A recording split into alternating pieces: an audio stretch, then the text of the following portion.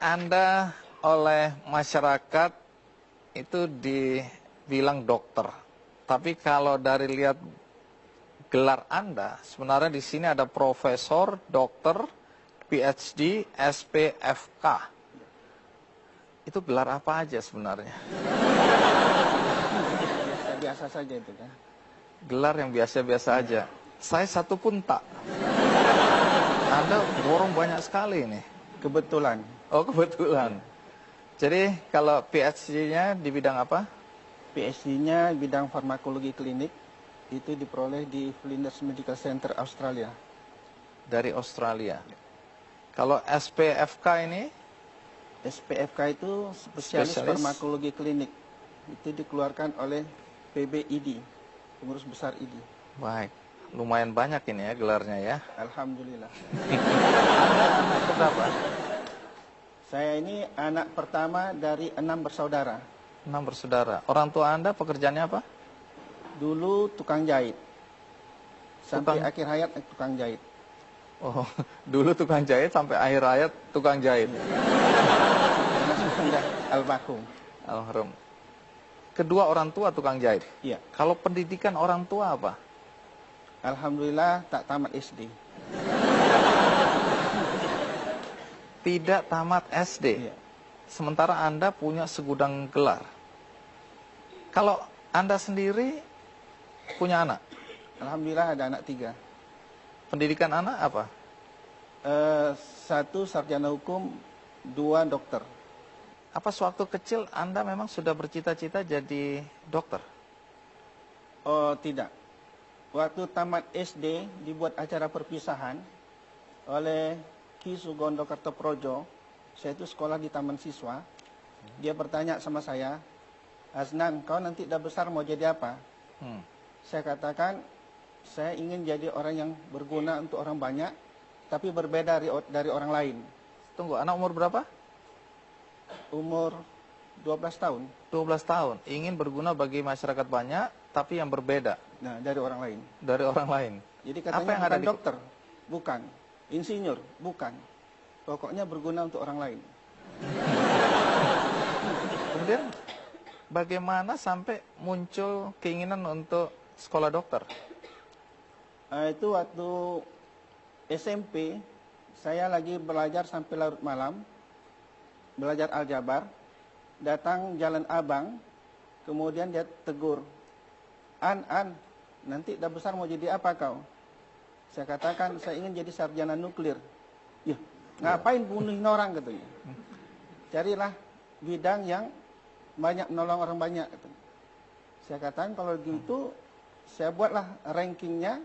Yang pertama dokter, andai kata tidak bisa dokter jadi guru, kalau nggak bisa jadi guru saya jadi perawat. Alhamdulillah 3-3-nya sekarang saya dapat.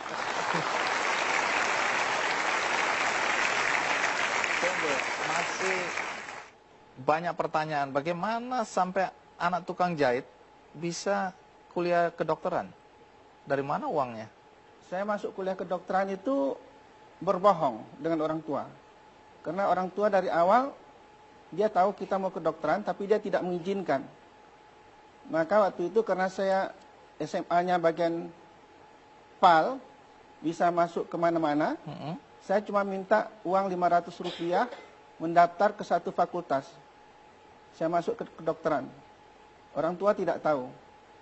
Cuma setelah lulus, baru orang tua sedikit emosi. Kenapa bisa masuk kedokteran? Kan udah dibilang jangan. Takut ini ya? Karena Jadi biayanya mahal.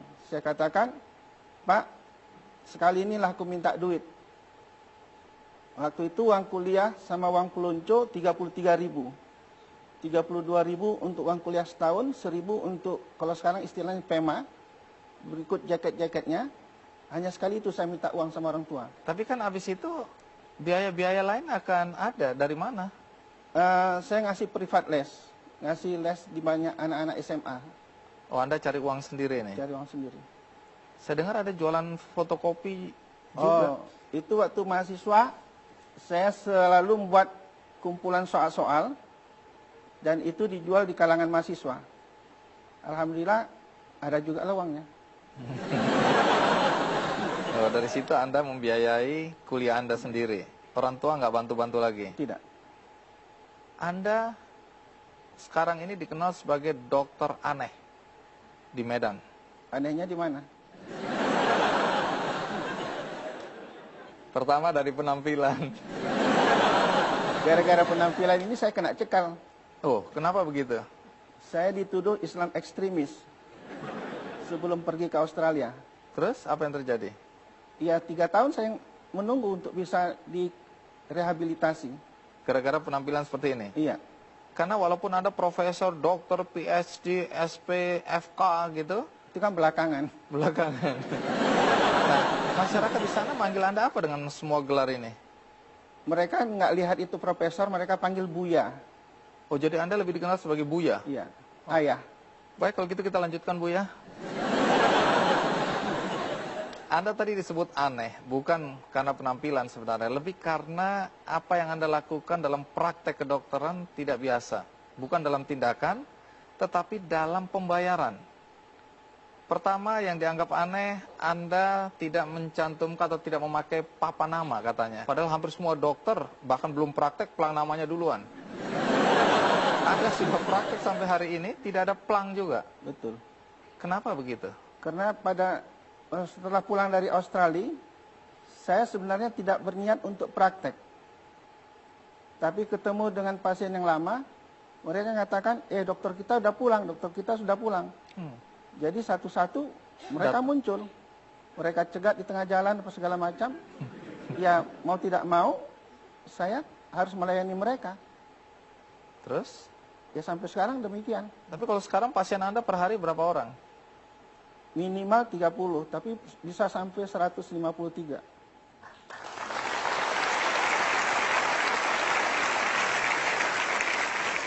Ini nggak ada papan nama bukan berarti ini praktek liar ini ya? Oh tidak. Iya. SIP. Saya curiga aja ini.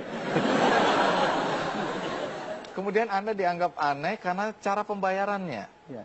Pertama Anda nggak menentukan tarif ya? Tidak boleh. Tidak boleh. Iya. Yang tidak membolehkan siapa? Pelajaran yang sampai kepada saya, ada 3 profesi yang tidak boleh meminta duit kepada rekanannya. Pertama adalah apabila seorang murid ingin berguru sama kita. Jadi profesi dosen, guru itu sebenarnya tidak boleh membuat tarif. Kedua adalah apabila datang orang ingin minta nasihat. Kami ada masalah begini-begini sebagai pengacara, tidak boleh membuat tarif. Dan yang ketiga adalah apabila datang seseorang ingin berobat kepada kita, tak boleh bikin tarif. Tapi kalau dia kasih, kita terima. Ini pengetahuan baru bagi saya. Udah lama itu, Pak.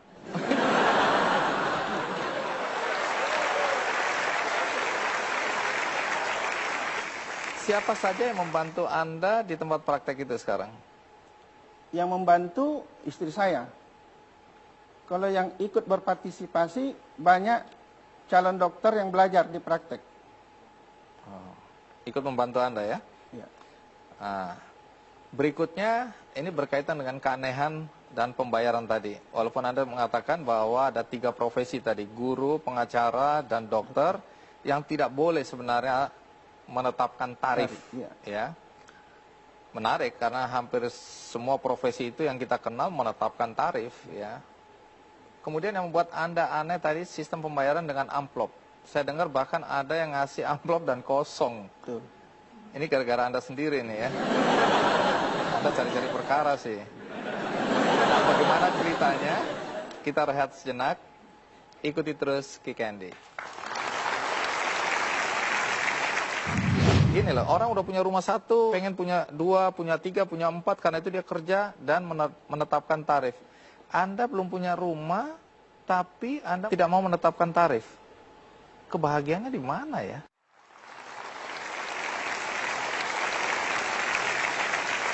Bu Yasna, saya dengar pasien Anda itu dari kalangan bawah sampai atas, bahkan orang-orang dari luar Sumatera itu datang berobat pada Anda. Yang saya sebut aneh tadi berkaitan dengan pembayaran ya. Anda mengatakan tidak menentukan tarif. Pasien boleh membayar suka-suka. Soal bayar suka-suka itu pengertiannya apa ya? Ya seikhlas hati dia. Jadi kalau saya datang berobat, kemudian hanya punya 5.000 saya kasih, Anda terima? Dengan senang hati. Karena saya tak tahu Bapak bayar 5.000 kah, bayar 1 juta, saya tidak tahu. Kenapa Anda nggak tahu? Saya tidak pernah buka amplopnya. Oh, jadi semua pembayaran seperti digambar itu diberikan melalui amplop. Iya. Terus kemudian dengan cara seperti itu apakah Anda nggak merasa dirugikan? Di mana ruginya? Nyatanya kan tetap kaya kan?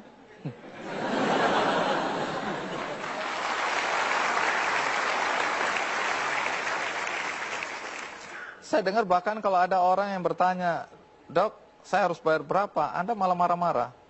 Anda semprot. Ya, Apa yang karena dia menghina saya. Loh, kan jasa Anda sudah Anda berikan dan saya menanyakan berapa saya harus membayar jasa itu. Kalau saya sudah bisa menghargai berapa rupiah saya, orang lain akan bisa beli saya. Saya tidak ingin beli.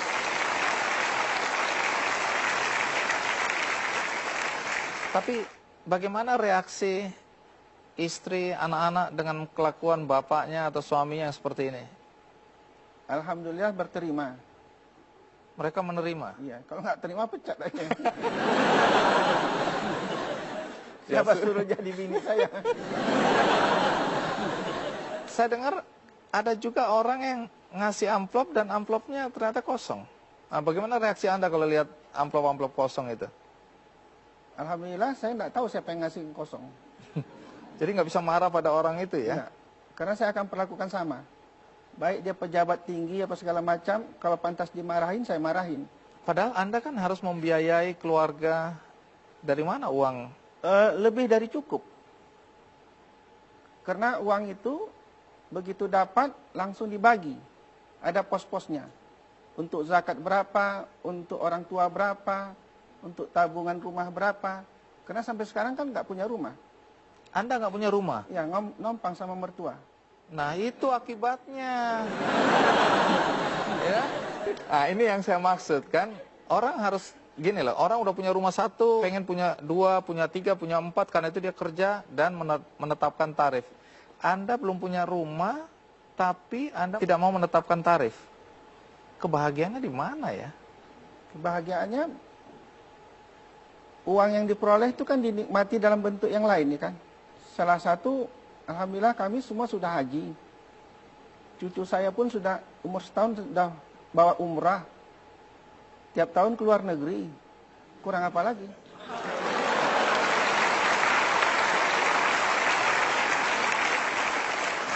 Buya, mungkin falsafah hidup Anda ini asing bagi anak-anak muda sekarang yang merasa bahwa materi adalah ukuran sukses.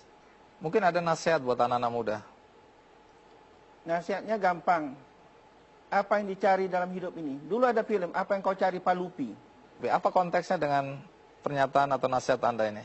Ya karena macam kata Bapak tadi, sudah punya satu rumah, ingin rumah yang lain.